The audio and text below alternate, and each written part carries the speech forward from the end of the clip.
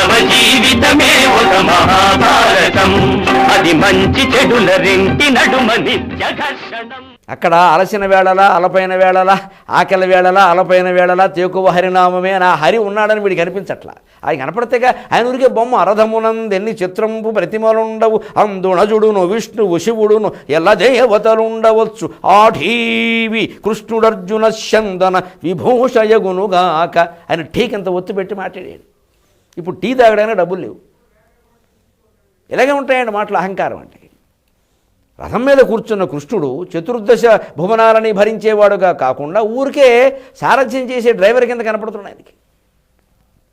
అలిసిపోయేట అర్జునుడు, అపరిశ్రాంతుడు కర్ణుడు చూడు శ్రమ లేదు, బాగా పద్ధతిగా యుద్ధం చేశాడు, అందుకని మంచి ఉత్సాహంగా ఉన్నాడు.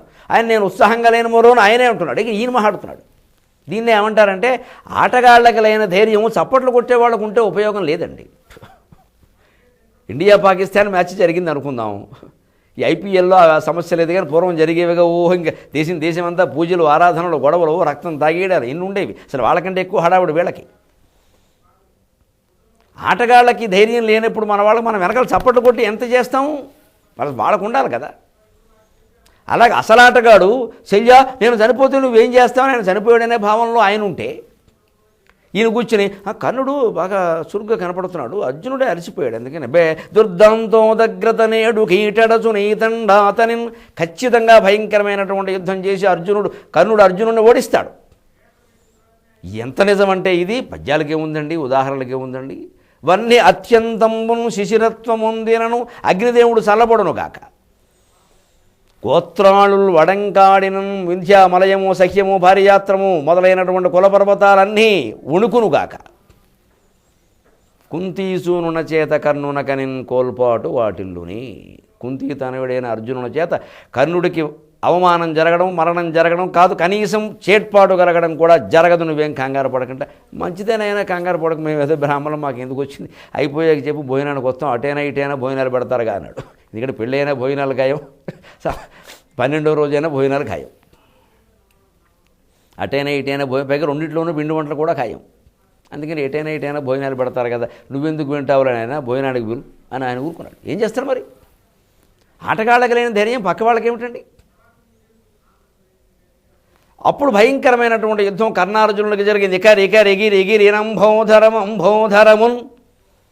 ఒక ఏనుగు ఒక దిగ్గజం మరో దిగ్గజాన్ని ఢీకొన్నట్టుగా, ఒక కులపర్వతం మరో కులపర్వతాన్ని ఢీకొన్నట్టుగా, ఒక సముద్రం మరో సముద్రంతో యుద్ధం చేసినట్టుగా, కలగుండుబడినట్టుగా, సంక్షుబ్ధమైనట్టుగా భయంకరమైనటువంటి యుద్ధం జరిగింది. రామరావణయోర్ యుద్ధం రామరావణయోర్యవ గగనం గగనాకారం సాగర సాగరోపమః రామరావణయోర్ యుద్ధం రామరావణయోర్యవ అన్నట్టుగా కర్ణార్జునయోర్ యుద్ధం కర్ణార్జునయోరివ అన్నట్టుగా జరుగుతోంది.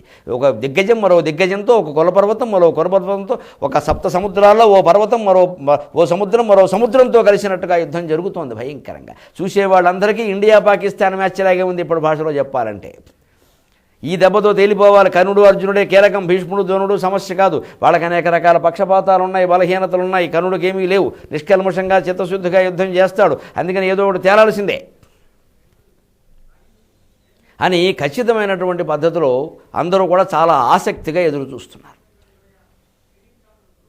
ఇప్పుడు అలా జరిగినటువంటి భయంకరమైనటువంటి యుద్ధంలో కర్ణార్జునుల యొక్క బాణాలు విపరీతంగా ఒకరి మీద ఒకళ్ళు వేసుకునేవారు. వెనకటి రోజుల్లోనూ లెక్కలు చెప్పడానికి కర్ణార్జునుల యుద్ధాన్ని వినియోగించుకునేవారండి. అర్జునుడు మొత్తం మీద ప్రయోగించిన కర్ణుడు ప్రయోగించిన బాణాలని ఖండించడానికి సగం బాణాలు వాడాడు. ఆ లెక్క చూడండి ఎలా ఉంటుంది. అర్జునుడు కర్ణుడు ప్రయోగించిన బాణాలని ఖండించడానికి సగం బాణాలు వాడాడు. తర్వాత కొన్ని 40 బాణాలు అతన్ని ఓడించడానికి వాడాడు. ప్రత్యేకించి 5 బాణాలు సారథి మీద వేశాడు, 3 బాణాలు గుర్రాల మీద వేశాడు, చివర 1 బాణంతో అతను చంపాడు. మొత్తం అర్జునుడు వాడిన బాణాలు ఎన్ని? దీనికి 100 అనుకోవడం అని పూర్వం జనరల్ మ్యాథమెటిక్స్లో 100 అనుకునేవారు. ఆల్జీబ్రాలో X అనుకుంటారు. ఆ 100 విలువ అర్జునుడు వాడిన బాణాలు 100 అనుకుంటే అందులో సగం వేశాడు అంటే 50, ఇక మిగిలినవి 50, 40 వేశాడు అంటే ఇక మిగిలినవి 10. ఆ 3 2 తీసేస్తే 100 అనుకుంటే కానీ లెక్క తేలదు, X అనుకుంటే తెలుస్తుంది. ఇలాగా భారతీయ సంప్రదాయం ఏమిటంటే లెక్కల ఉపాధ్యాయులు భౌతిక శాస్త్రం, గణిత శాస్త్రం, ఏ శాస్త్రం చెప్పినా మీరు దయచేసి గుర్తుపెట్టుకోండి. ఆ ఉదాహరణలు భారతీయమైన ఉదాహరణలు ఉండాలి. జాన్సన్ను ఎడిసన్ను కాదు మన ప్రాణానికి.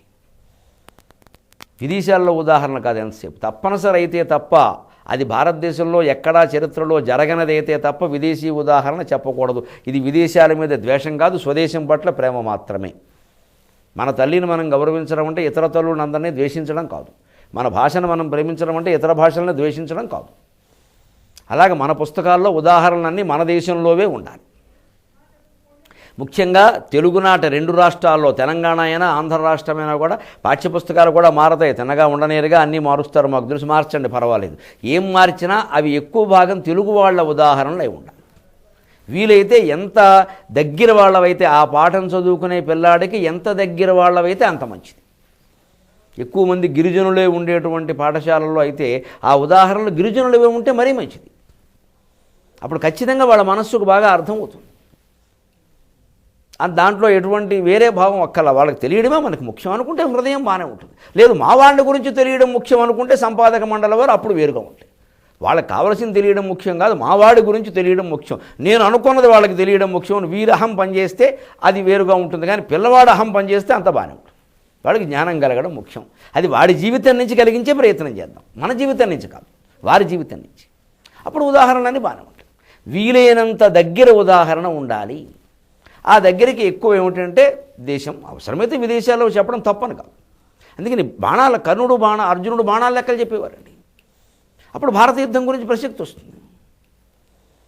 చివరిలో ధర్మం గెలిచి తీరుతుందనే లెక్క వస్తుంది. అప్పుడు భారతం మీద ఆసక్తి, వెంటనే భారతం చదువుతాడు. ఆ రకంగా విద్యార్థులను ఆసక్తిని పెంచారు. అలా జరిగినటువంటి భయంకరమైన యుద్ధంలో అర్జునుడు ఆగ్నేయాస్త్రం వేశాడు, కర్ణుడు వారుణాస్త్రంతో దాన్ని ఖండించాడు. అర్జునుడు తండ్రి పేరు మీద మేఘం అనే అస్త్రం వేశాడు, ఆయన వాయవ్యాస్త్రంతో దాన్ని ఖండించాడు. అర్జునుడు ఐంద్రాస్త్రం వేశాడు, కర్ణుడు మరో శాంద్రాస్త్రంతో దాన్ని ఖండించాడు. వరుసపెట్టి ఏ అస్త్రం వేసినా ఖండించేస్తూ ఉంటే ఒళ్ళు మండిపోతోంది చూస్తున్నటువంటి భీమసేనుడికి. అందుకని ఒక్కసారి అన్నాడు, తమ్ముడు తెగిమనగగ్గమై అరుగుదెంచిన వాడి తడల్గి. ఏమనుకుంటున్నావయ్యా? ఆడుకుంటున్నావా? ఏమన్నా ఇదే అష్టాచెమ్మ ఆడుతున్నావా? కర్ణుడితో యుద్ధం చేస్తున్నావా తమ్ముడు